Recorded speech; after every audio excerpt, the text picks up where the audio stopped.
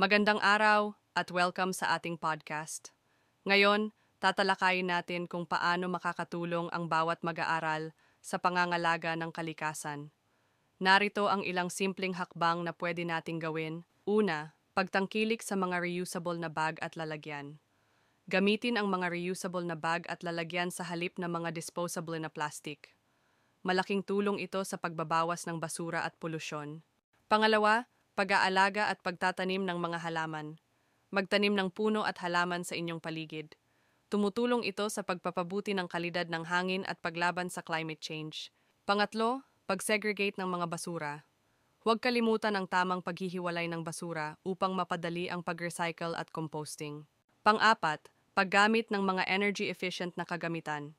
Pumili ng mga energy-efficient na gamit tulad ng LED lights para makatipid sa kuryente at mabawasan ang carbon footprint. At panghuli, pag-iwas sa single-use plastics. Iwasan ang mga plastic na ginagamit lamang isang beses at gamitin ang mga alternatibo tulad ng reusable water bottles at bamboo straws. Sa simpleng hakbang na ito, malaking kontribusyon ang maibibigay natin sa kalikasan. Lahat tayo ay may papel sa pagprotekta sa ating planeta. Magsimula na tayo ngayon. Maraming salamat sa pakikinig. Huwag kalimutan, bawat hakbang ay mahalaga para sa isang mas malinis na mundo.